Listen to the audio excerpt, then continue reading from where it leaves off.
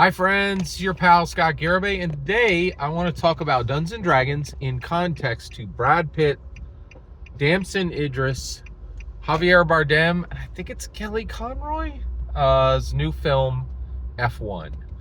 Spectacular film. I just saw it in 40X. I was extremely excited, and this is the movie I was most hyped to see this summer. Even more than superhero films, and that says a lot. I was really hyped to see this film. There are no spoilers for F1 in this content, but I do want to talk about it in context to Dungeons and Dragons. And I also wanted to give you, if you're a Dungeon Master or if you're a Dragon Master, this is every Dungeon Master, every Dragon Master content. You got to get out and see this. This will help you bring a more powerful narrative to the table for Dungeons and Dragons. All right. So let's dig in. Okay, so this is about Formula One racing. I've been interested in Formula One racing for probably about 2 or 3 years. What really got me into it was YouTube offers 15-minute recaps of every F1 race, and they're a spectacular watch. And I watched the whole season through those 15-minute summaries of the races. It's a really spectacular, free way to enjoy the sport, and I love it. I really am a big fan. I love the sport, and so I understand it now, and I think it helps me. And where it really helps, and by the way, 5 out of 5 star movie. You got to go see this thing. It is fantastic. And it really does a great job of explaining what Formula One racing is. Now, what I want to talk about today is where are tabletop role-playing segments understood through racing. All right, so this is important. Okay, Dungeons and Dragons is Formula One racing. First of all, Dungeons and Dragons invented racing. When it comes to TTRPGs, it literally invented the form, right? And today, it absolutely is functioning as a Formula One circuit, right? A Formula One league, right? So first of all, everything big, everything money, everything exciting that happens in tabletop role-playing games happens on Dungeons and Dragons. There's one recent exception to that. I will talk about that in a moment. But literally, Dungeons and Dragons has been the entire league for a long time, and it's very significant to understand that. Okay, now, so there, when you look at tabletop role-playing games, there are 3 categories, right? There's Dungeons and Dragons, and that is a category to itself. And I'm not joking about that. It literally competes with every single tabletop role-playing game in the world and beats them all combined at every moment. All right. Wait a second, Scott. What about Pathfinder? Excellent question. All right. So before we get there, you know what? Let's stay off of Dungeons and Dragons for 1 second. Let me define the 2 other major categories in tabletop role-playing games. There are 2 others. There's indie, and then there's OSR. Those are big, and it's important to understand them from the perspective of what do they look like as far as racing leagues. So first of all, OSR and indie don't really compete with Dungeons and Dragons at all. They don't run even in the same league. They are their own leagues. Indie, okay, is NASCAR, right?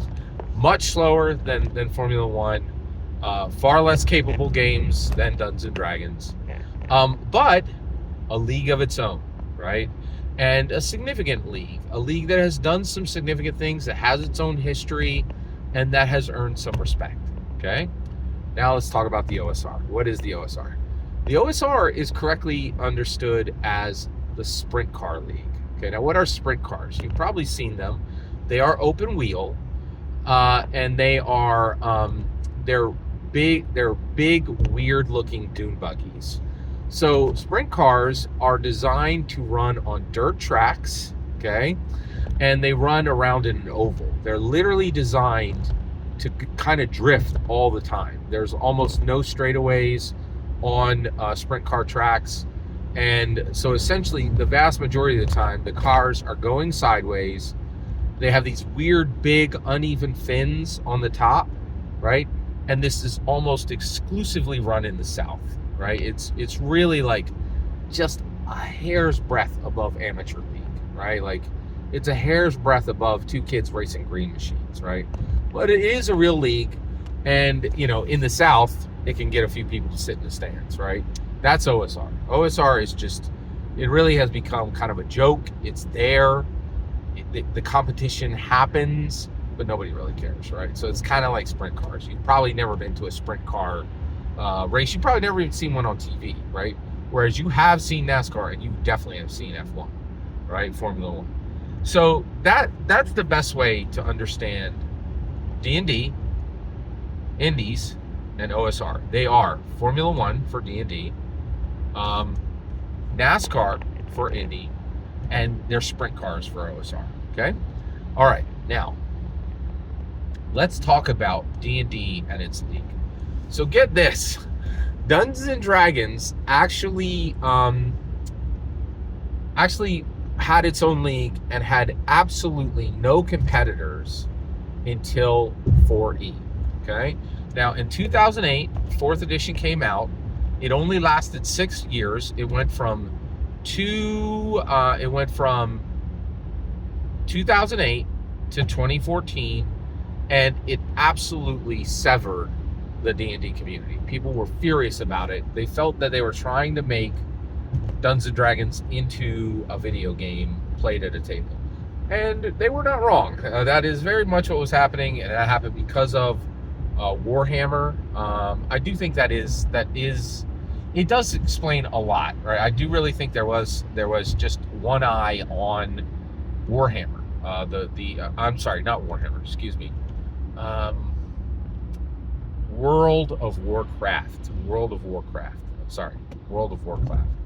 And if you didn't grow up in the early 2000s, you don't really understand that. But if you do, you remember how that thing hit. It hit like a comet.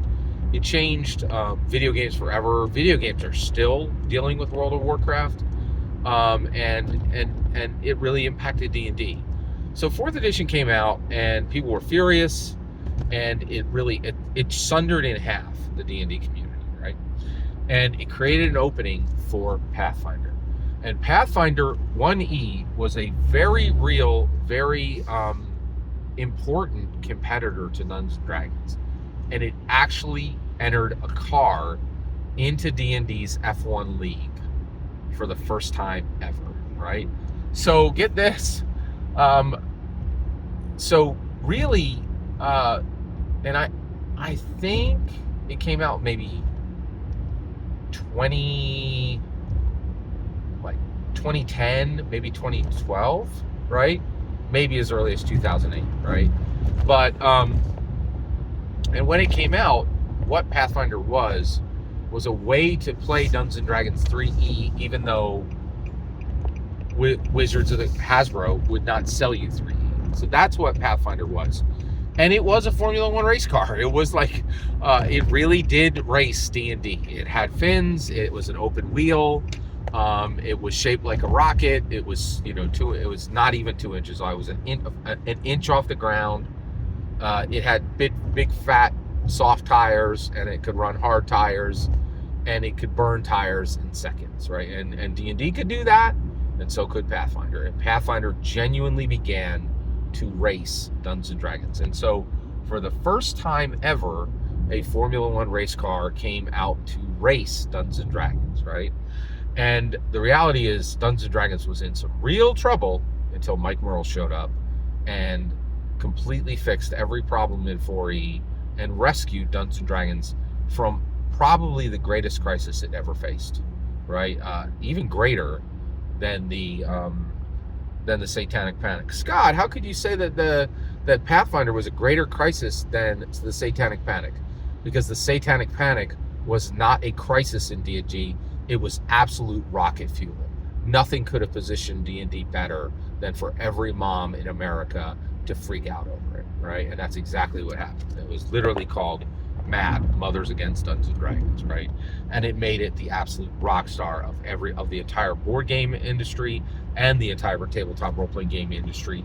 And when that happened, everybody forgot board games even existed. It wiped everything off the board. right? So Pathfinder was a real crisis, right?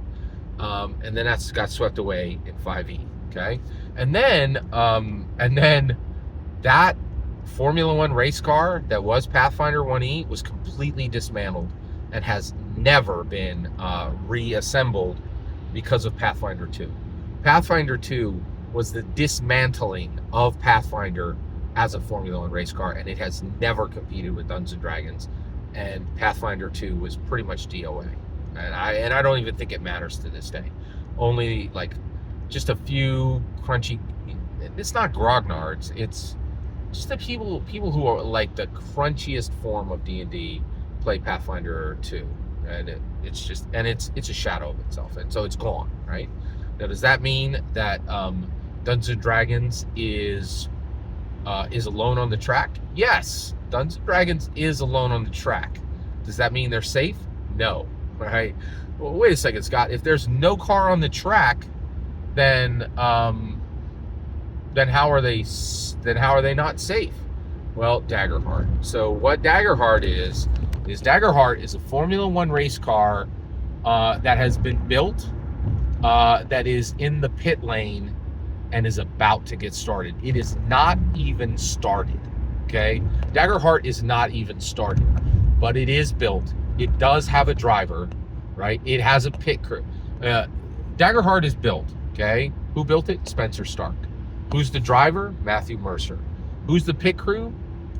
Jeremy Crawford and Chris Perkins. And you cannot count them out because they pit crewed for D&D. Okay? And so that Formula race car is built, and it is not, and it's in the pit lane, and they're trying to start it. They're trying to start it, right? And there's a lot of press buzzing around it, and the press have played the simulator, right? So the reality is there is a Formula One race car that was built to compete with Dungeons and Dragons. Can it go around the track, right? We're gonna see, right? But it is a genuine threat, right? The OSR in the Indies, this does get interesting. Kelsey Dion is in that sprint car league, and she's so good a driver that I think there were calls from the NASCAR league and and believe it or not, I think Kelsey Dion got a call from F1 to drive F1 and said no. I in my humble opinion, I don't have any inside track on that, but I really believe that she got a call from me. I don't think there's any way that Kelsey Dion didn't get at least a call right now as they're searching for the new lead designer for Dungeons & Dragons. And so that's another thing. There are drivers who could come up from the Indy League and come up from the Sprint Car League, but they need a car. And right now, that doesn't exist. Only Pathfinder and only Daggerheart are the only true competitors D&D has ever had. And Daggerheart hasn't even started the car, right? So that's where we're at. I absolutely loved F1. I cannot recommend it highly enough. Get out and see it if you're a Dungeon Master. Get out and see it if you're a Dragon Master. Every single word you just heard in this video is my humble opinion. The important part is when I get to hear your humble opinion, when you get in the comments and send your traffic. Please consider liking and subscribing, and have a fetch millennium.